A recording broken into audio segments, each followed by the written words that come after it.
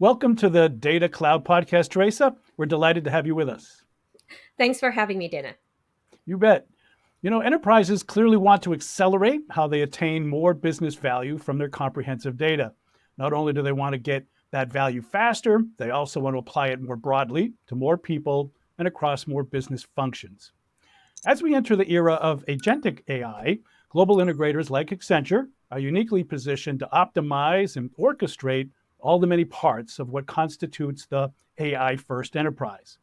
So, as the global data capabilities lead at Accenture, Teresa, you're able to see how vast data resources from all angles can be marshaled to enable AI agents as they mature and take on more assignments and become effectively teammates to the lines of business.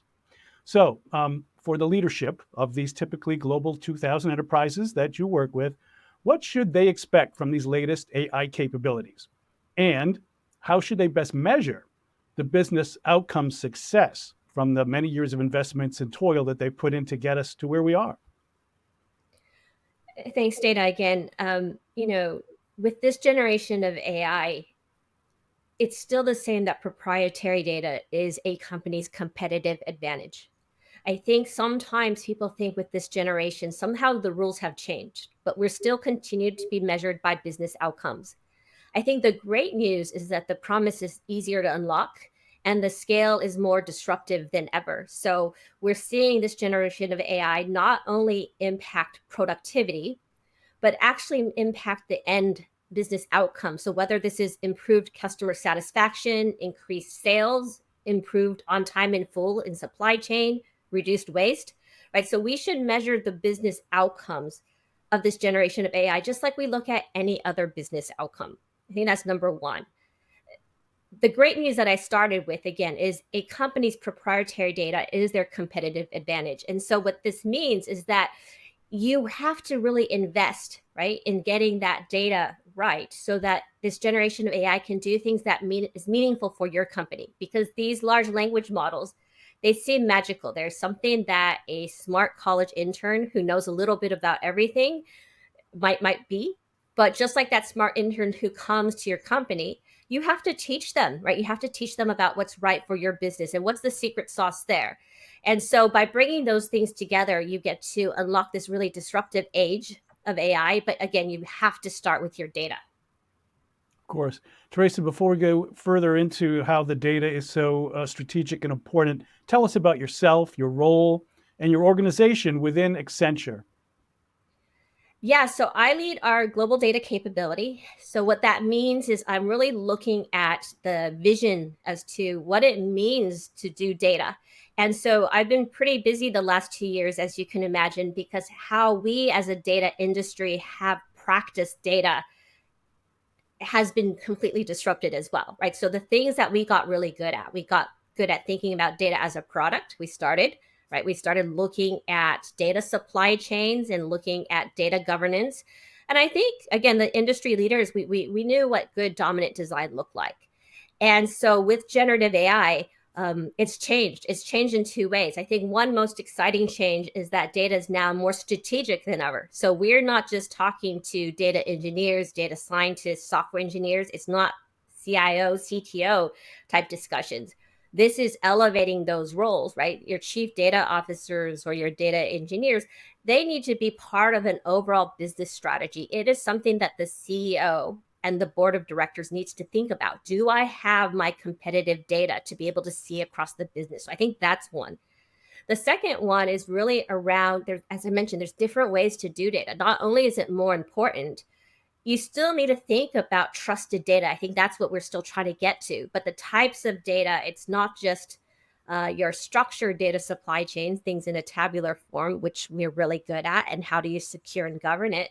But now thinking about things like unstructured data, so things like documents and code, podcasts and videos and voice, right? So it's bringing all those to bear in a way that now you can have trusted data across all these different data types.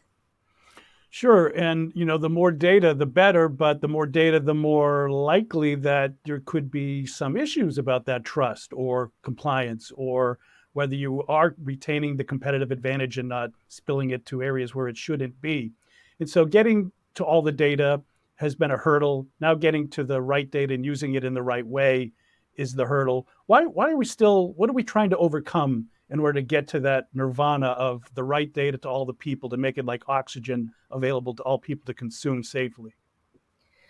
I think there's two things that have changed again, very much like the practice of data.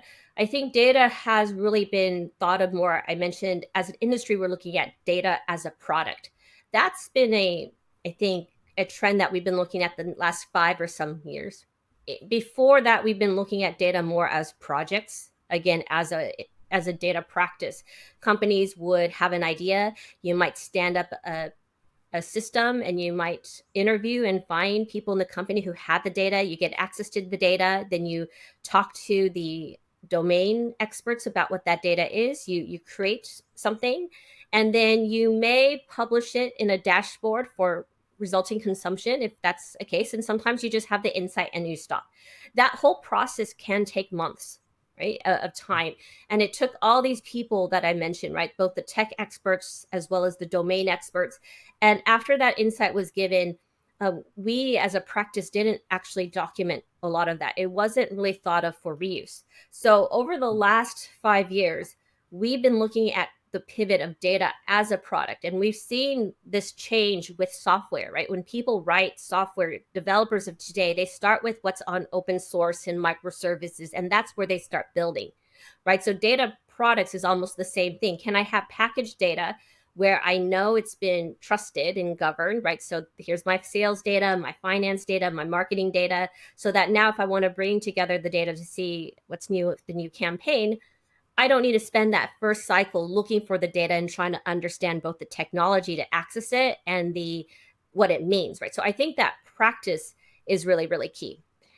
In the beginning, I mentioned that the types of data is different now than it was before. So again, we've done this again the last 5 years more in structured data for analytics and sometimes for operations. What's really different now, again, is the types of data we need to think about, but also the promise that AI can bring to actually make some of our jobs easier as data practitioners. Yeah, it seems to me that in the past, as you've been describing, you had to be proactive to go get the data, query the data, package the data so that you could consume it or deliver it. But we're getting to the point now where the data is going to be where you need it to be without your asking for it. That the agency within the ability of the data to deliver itself in the right format, to embed itself in a process, to make itself digestible to more people and more lines of business. That's to where we're getting. But what's the hurdle that we need to overcome to get to that level? I think one is the practice itself, right? So that pivot in terms of the project to the product pivot really requires the business to take accountability, right? So at the end of the day, in everything I described as technologists, we can get so far, right? We could get the systems to capture, we could get the systems to process and to transform and to analyze, and even the systems to consume. But at the end of the day, we really need to put this in the hands when you were talking about maybe some self-service and democratization. We need to get the data in the hands of the true end user, those true experts who are going to know two things. One is they're going to know, given a business process that they're running, they're going to know what's the data generated from that process, what it actually means. And then also they're going to know what data do I need to actually accelerate and be more meaningful to make a better decision in that process itself and even automate it altogether. So we really need to get that part of the business and those folks, right, democratized in the data journey, right, in the data product ownership and creation. At the end of the day, those are your end users and those are the owners. And we need them to be accountable. We need them to be part of that product creation. We need to be measuring value on how they're using this data and what they need. Right. And as I mentioned earlier about agents, we have agents that can take more of a role in getting the data to the people in the right place at the right time. But also, we have agents that allow the people to access the information and the analytics in ways that don't require a lot of SQL knowledge or experience. So, where do you see that interface and availability from agents increasing and benefiting those outcomes that we talked about earlier, those lines of business productivity outcomes? I think you just touched on a really great one, right? So not needing to know SQL. So we have whole teams. Every company has teams stand up for doing BI, business intelligence. And these teams are doing a lot of that manual work that I mentioned before, right? They're real experts as knowing the data sources, how do you bring it together and to get it insights. And they can be so optimized and efficient. But the point is they're still doing a lot of that manual work. And they're not likely those ultimate and experts that we talked about. And so rather than doing sort of this BI work, you could use AI for BI. So this means equipping the expert rather than needing to write SQL queries with a conversational agent so that they can ask any questions about the data. So this isn't to say that you're going to get rid of dashboards altogether. I love myself a good dashboard. However, good dashboard is really the key. We find that across companies, maybe 30 to 40% of dashboards are used possibly once, if at all. So there's a big opportunity to say there's a lot of dashboards that are not being used, or they're being used almost as a different type of data access tool. There are people doing ETL within the BI dashboard, which is really not the point of it. Right. And really, they're trying to just ask any question. Right? So I think one is we are finding the ability to actually use AI and that agent, that conversational agent, so that any expert who knows the domain can ask any question. And then there's a whole nother set that can be taken away with not needing to ask any questions. Maybe I don't even need to ask a question because this data is going to be used to make a decision, right? It's going to create an action. And so I could use agents to automate that whole thing, right? So thinking about that opportunity, that's a great opportunity. Yeah, it brings to mind the notion too that you don't always want to be in front of a computer calling up a dashboard or creating queries. That a lot of the people who will get the most use out of the data outputs and the analytics and the AI are in the field, and they're perhaps maybe at a phone or they're at the edge, so to speak. And so, are we seeing more of the ability to get these data benefits to more types of people that aren't necessarily sitting in front of a computer, for example? I think definitely think so, right? So all the way through to the automation within a warehouse, right? We could imagine robotic systems, and these robots need to do things. But how do you get the actions? Well, they're going to need to understand what's happening. That's a call to data. And then based off of that, they're going to need to figure out what should they be doing, right? So that's an agent, right? So between the data and the agent, certainly you can have a person, right, at the edge in the warehouse asking these questions, but it's even more necessary if we have all machines, right? So not designed for just human access, but for machine access in a way to do something about it. Right. Are there any particular vertical industries or early adopters that Accenture works with that you're familiar with that might give us a bellwether as to where these things are going? So I hope we're not talking hypothetically. I hope that these are things that are happening in the real world, but where are they happening first, and what perhaps are the benefits that people are seeing from being able to make yourself an AI first organization that's pervasive as we're discussing? Well, Dana, let me use Accenture first as our own credential here. So we are using data and AI agents to really disrupt our own business. And I'll give you two examples that have nothing to do with IT or tech, right? I think that's a common use case. I'll talk about one within our marketing function. So we're using AI and agents to be able to create and run smarter campaigns, right? So if you think about a campaign, we're going to create a new brand campaign. What do I need to do, right? I need to see the elements that I have. I need to see some of the materials that I know are true about how we talk about certain topics like AI and data and agents. I might want to see what our competition says. I might want to see my budget and my finance and what my team could possibly deliver against that budget. So all of these things would be something that a human, right, with their expertise, and we design processes as to how do you make that decision and run.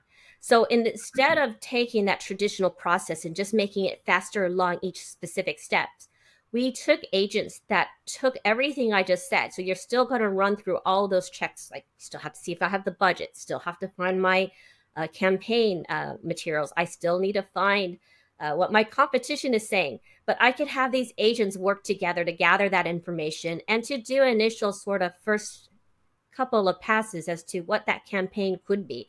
And by doing things like this, we are looking at a 25 to 35% reduction in manual steps. We're looking at a 6% cost savings. And to achieve this all with a 25 to 55% increase in speed to market, right? So these measures is not just about getting the data faster or about doing one step of the process faster. It's changing the process because that human, is not doing all those steps by themselves, right? The agents have done those checks for them. And so we're really reviewing some of the proposals that these teams of agents have co-created with me as the human. Right. It sounds like what we expected digital transformation, digital business transformation to accomplish. And those are great metrics.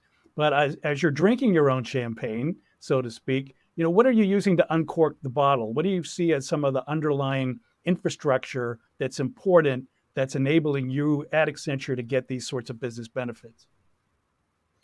Well, I think at the end, the infrastructure, as I mentioned, still goes back to the data, right? So being able to have trusted data, and I would say that we've done over 2,300 different Gen AI projects in the last year.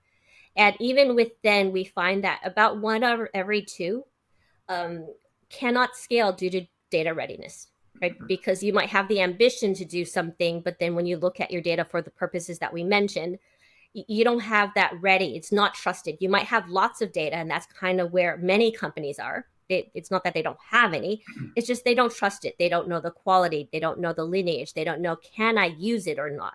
We don't have common definitions for certain terms. So all of that makes it hard to use by itself. So some of the things that we're able to do, right, is to be able to create the data products and having what we were talking about, the data supply chain tooling underneath to be able to get data products faster, right? So this is something that we've worked on together with Snowflake, right, to be able to take some of what we've done. We've done a lot of different data connectors into different content systems. We need to be sure we bring this over with the right security controls, right? So if you couldn't access the data in the system before, we want to make sure that you have those same protections going forward. But then using something as an example, like Snowflake, you have your Cortex search for RAG, and being able to use that to be able to bring in my data, take also any sort of external or third party data, and then you handle a lot of the that getting it ready for Gen AI for me. So things like handling the embedding, the vectorization, the indexing, making the search semantic so that when I'm searching for something, it's against some of the business terms, right? It's my products that it's indexing against as opposed to generic products that exist, right? Those things you want to train that smart college intern to know about your business, right? So these are things that, again, we're able to really work together to make it easier for companies to really focus on their data and their use cases rather than focusing on the tools and tech for Gen AI and data. Sure, it's one thing to have a race car, and that's great, but you need to have the right fuel. You need to have the pit crew. You need to be able to keep that thing going, fuel it, as it were, consistently and ongoing. All right, so you mentioned Accenture and your use case in marketing. Are there any outside organizations or clients, for example, that certain use cases come to mind that are making great use of these same technologies and capabilities? Yeah, I think another one that I spoke about briefly was around supply chain and manufacturing, right? So being able to use your data around your supply chain to be able to, one, be able to optimize that, but then ultimately to be able to push that into automation, right? So it's not just making data decisions, but to push it into being able to create more engineering designs. And so that's something that we've also been looking at, working to create 50% faster designs, right? If you're going to create an engineering design, what do you need to do? Well, it's a data problem, right? You need to understand the scenario. So I need to get all the data about my scenario. I might look at past designs and what works well and what works less well, right? Doesn't. I might look at certain regulations that are always popping up all the time, right? These are human data work that is very much the long pole in the tent. So now if I'm going to use Gen AI to be able to help me find that data specifically for the design that I'm working on, and then to be able to help me elevate, these are the best practices, these are the laws that you should consider, how you should factor them in, these are the things that don't work well, so make sure you don't design for these. So not only is the design faster, but I might even have it in a reduction, right, in cycle time, the ability to actually create a design and see does it work or not, and then to come back around, right? So this would be another sort of case that we're really using data to help our clients deliver. Okay, so the folks up in the C-suite that are looking for their business returns and are looking for the productivity benefits, they're looking at these types of use cases and seeing the business outcomes, and that's great. And you can start to measure it better. You can use AI to measure it better. But what about the folks that are in the trenches, the people, the line of business, the domain owners down closer to the customers and the problems that they're working to solve? What, in addition to the tools that we've been describing, needs to happen in terms of the relationship to the data, and now the relationship to these agents and to the generative AI capabilities? Is there a shift that needs to happen in thinking there? Definitely. So the roles of the, ultimately this is to help the human worker, right? So we're not saying that these agents are going to automate entire functions or parts of the business. This is very much about taking all that mundane work that you couldn't do, or to give you superpowers in whatever you're doing, because I couldn't have researched every possibility or know all the options that's available for me, right? So these agents is pulling the data and looking at that proactively, and so that I don't have to, right, or that I possibly couldn't do. So this does mean a change for people, right? So it means that every worker now, if you have agents giving you superpowers, is now a data user. So whether you knew it or not, you are doing some version of data quality, and you are working with agents. So whether you were in the supply chain in a manufacturing line, and you might be looking at a line, part of your job is data quality, right? So your job isn't just to make sure that line is working. You might be adjusting a camera angle so you get the right camera of data coming in. You might be labeling, right, based off of the AI that says these are defects or not. You might be labeling and says, actually, you were wrong. That wasn't a defect, and here's why. Or that is a defect, you didn't catch it, and here's why. Or your next best action that the agent might recommend to you, here's why it was wrong, or here's why it's correct. I'm going to give a thumbs up. That was exactly what I wanted, right? So this sort of work, we in data used to call it things like data governance, data quality, data stewardship. We would look at labeling, right? That's exactly what these everybody needs to learn a little bit of that. So everybody's a data steward. Everybody's going to be a data user and working with agents. And so in the same ways, you also need to know what could go wrong, right? So we need to learn about hallucinations. We need to learn about how do you ask the right questions, and also how do you evaluate that response so that you don't just take it and then apply it without validating that on your own, right? So these are new tools and new responsibilities that we didn't have before. Sure, the best of what humans do in terms of critical thinking and the best of what the machines do in terms of dealing with scale and complexity and automation. You put those two together, you get some very powerful outcomes. I suppose this is also great for people's careers. If you can put next to your title, data steward, for example, this is going to be really good for you. So people should be thinking about data in terms of how to improve their marketability themselves as individuals. 100%. I think those individuals, we do find, right, there's a lot of hunger to learn.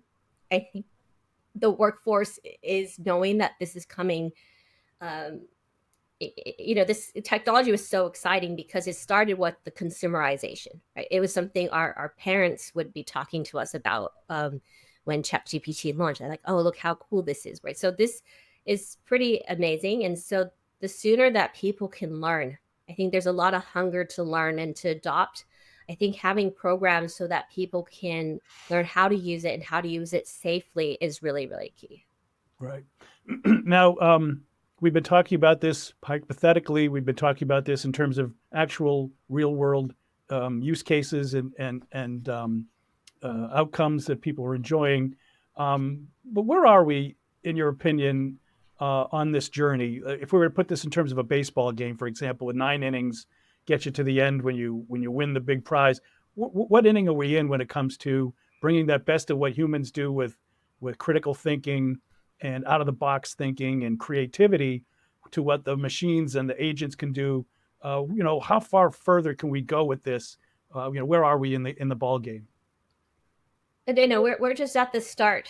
So I'm pretty sure that I was thinking the third inning. I'm not a baseball fan, so I don't know exactly what that means, but it's definitely not just the beginning, right? It's not the first, because we already know the promise and people are excited. I think we've already played an inning because of, I would say, the co-pilot inning, right, where everybody was thinking about prompt engineering, and we as an industry were so excited about that.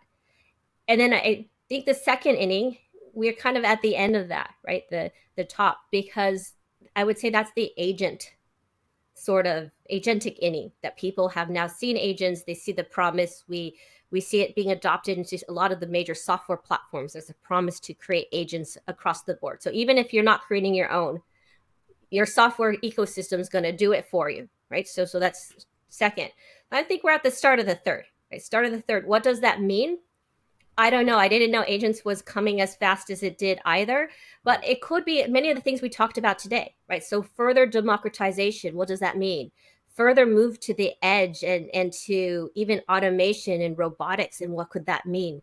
So possibly different multi-party compute, because we just said data is so important. So agents and data is typically right now, a lot of that motion in the second mini has happened within particular stacks, right? You're doing it in IT, you're doing it with a partner where they're handling the full stack app. What does it mean when you're now having different agents work across different platforms to be able to make a decision, right? So I don't know exactly how the third inning is going to play out. I guess you have to play the game to know what happens, but that's kind of why I think it's the third. Okay, well, we're in the third inning, and let's say we have Accenture as our coach, the manager in the bullpens, ready to bring out the next best players. What is Accenture doing now that you think is going to get us into a very powerful fourth and fifth inning? Tell us a little bit about what Accenture has in the pipeline that's going to enable some of the things we've talked about and further the benefits of some of those early adopters that you identified. Well, Dana, I think we have a secret weapon here, in that I think that we're using some AI to also power ourselves and transform what we're doing in data. I guess Moneyball, right, the movie, proved that it is definitely a data and AI driven game. So if we think about that analogy now applied to the data space, we are using Gen AI and agents and everything we spoke about here to do things like data migration, data modernization. So if you think about migrating, let's say we're migrating from Teradata to Snowflake as an example. Well, traditionally, sometimes you couldn't do that because you didn't have the budget for it then. Or it was something that was very hard to do just because of time, right? It would take possibly many years to get all of that done. Or you didn't have the expertise, right? So a lot of this is using Gen AI and agents to also disrupt what we're doing. So using agents to make that faster, right? So we work with Snow Convert to have agents automate quite a lot of that process. So things like the code conversion, as an example, some of that code conversion can be accelerated upper 90%, right? In terms of the efficiency there. Does it mean the whole project is 90% faster? No, because you're doing other things besides converting code. So let me tamper it with that. But that promise is amazing, right? So if you think about code conversion, data validation, data quality rules generation, there's so many things that we could apply Gen AI and agents into how we practice data that's going to also make things a lot more efficient than what we could do before. And that really is a great definition of the AI first enterprise, which sort of where we started. Well, terrific. Thank you so much. We've been here with our latest Data Cloud podcast guest, Teresa Tung. She's the Global Data Capabilities Lead there at Accenture. We so much appreciate you sharing your thoughts, expertise, and experience along the way. Thank you so much. Thanks, Dana. Thanks for having me.